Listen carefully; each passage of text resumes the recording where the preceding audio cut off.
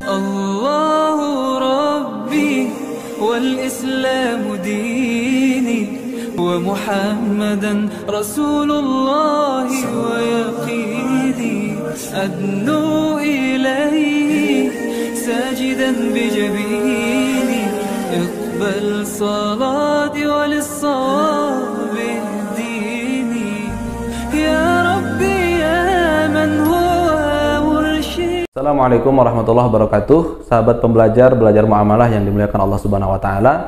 Kembali lagi dengan kami untuk melanjutkan sisa pembelajaran kita lagi-lagi dalam ilmu faraid. Kita akan insya Allah tuntaskan pembelajaran kita tentang ilmu faraid. Hari ini kita akan coba mempelajari tentang sebab-sebab mendapatkan waris dan sebab-sebab terhalangnya ahli waris untuk mendapatkan waris. Kita masuk ke tema yang pertama tentang asbabul irthi, sebab-sebab mendapatkan waris.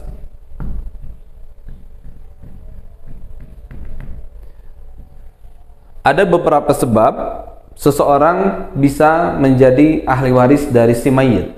Sebab pertama adalah dengan sebab nikah.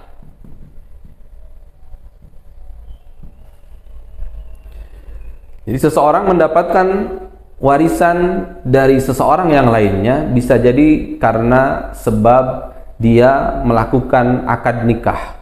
Hal itu tercermin dalam beberapa ayat waris yang memang menegaskan antara suami dan istri itu akan saling mewarisi. Misalkan dalam bab suami dalam Quran surat An-Nisa, walakum nisfu ma taraka azwajukum illam yakul lahunna walad. Bagi kalian para suami mendapatkan setengah dari apa yang ditinggalkan oleh istri kalian yang meninggal jika istri kalian tidak memiliki anak, tidak memiliki keturunan, atau boleh kita sebut dalam ilmu waris tidak ada far'u waris yang kemarin kita pelajari bersama. Jadi hal itu mengindikasikan bahwa suami mendapatkan bagian dari istrinya yang meninggal. Begitu juga istrinya. Dalam Al-Quran disebutkan walahunna rubu'u, dan bagi kalian para istri mendapatkan seperempat dari apa yang ditinggalkan oleh para suami kalian yang meninggal illam yakul lakum walad, jika suami-suami kalian tidak ada keturunan, tidak ada far'u waris.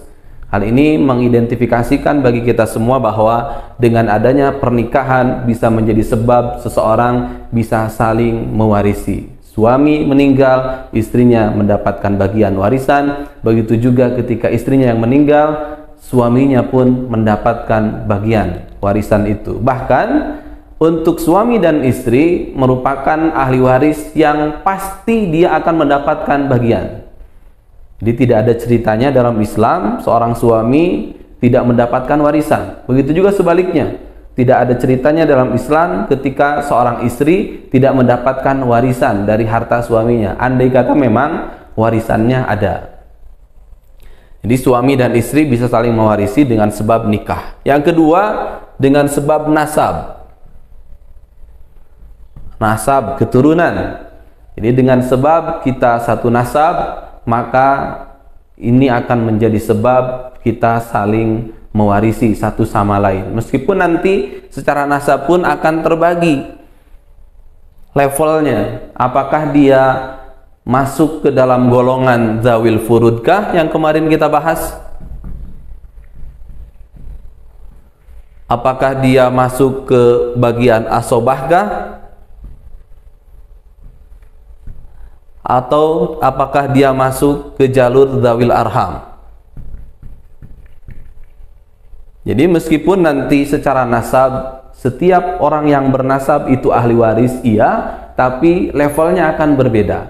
Ada level yang masuk ke zawil furud, artinya dia orang yang mendapatkan prioritas utama untuk didahulukan dalam proses pembagiannya. Kemudian kalau ada sisa, dia masuk di jalur asobah atau dia masuk zawil arham. Nanti kita akan coba bahas di pertemuan selanjutnya apa perbedaan zawil furud, asobah, dan zawil arham. Hari ini kita menegaskan bahwa waris itu bisa saling mewarisi gara-gara nasab, dan nasab itu bisa terbagi ke zawil furud, asobah, atau zawil arham secara umum ini ya. Yang ketiga, sebab kita mendapatkan waris adalah dengan sebab wala. Di wala itu mungkin hari ini sedang tidak ada karena ini berlaku di zaman perbudakan. Jadi andai kata ada budak yang dimerdekakan oleh seorang tuan, atau ada seorang kaya saudagar yang memerdekakan budak atau hamba sahaya, maka si tuan itu, si saudagar itu berhak untuk mendapatkan warisan dari budak yang dimerdekakannya. Andai kata memang tirkahnya ada dan tidak ada ahli waris lain, dawil furud tidak ada, dawil asobah tidak ada, maka bisa menjadi warisannya jatuh kepada orang yang memerdekakan hamba sahaya. Itu terkait dengan sebab mendapatkan warisan.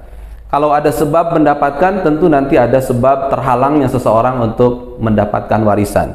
Sama juga terhalangnya seseorang untuk mendapatkan warisan, ada 3 yang dapat menghalanginya. Yang pertama, sebab terhalangnya seseorang saling mewarisi adalah beda agama.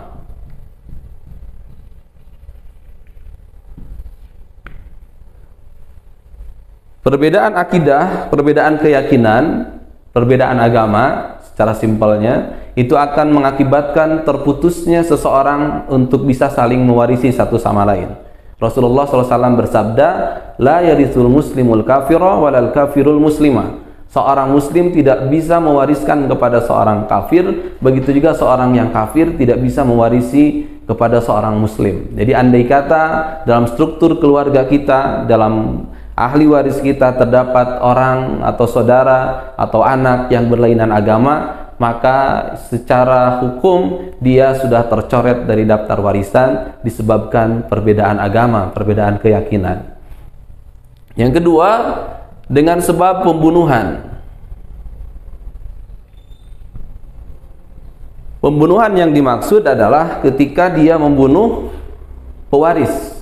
Seorang anak misalkan membunuh ayahnya, maka dia otomatis terputus dari daftar warisan ayah yang dia bunuh. Atau seorang cucu membunuh kakeknya, maka si cucu tersebut pun dia terputus untuk bisa mendapatkan warisan dari kakeknya. Rasulullah SAW bersabda, laisa lil qatil minal mirathi syai'un. Tidak ada sedikit pun bagi seorang pembunuh dari miras, dari tirkah, dari harta warisan yang ditinggalkan dari orang yang dibunuhnya tersebut.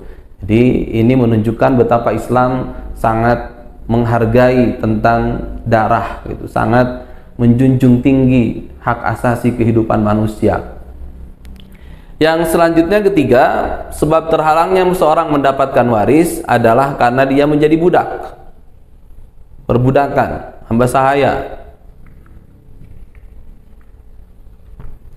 Ini pun sama ketika seseorang, katakan dalam zaman perbudakan, dia dijual atau menjadi objek human trafficking dalam bahasanya hari ini, perbudakan, dalam arti perbudakan, maka ketika seseorang menjadi hamba sahaya, dia otomatis tercoret dari daftar warisan keluarganya. Kenapa? Karena untuk hamba sahaya, kepemilikan hartanya kembali kepada tuannya. Maka si hamba sahaya pun tercoret dari daftar warisan. Tapi hari ini konsep ini sedang tidak ada, karena perbudakan juga tidak ada pada hari ini.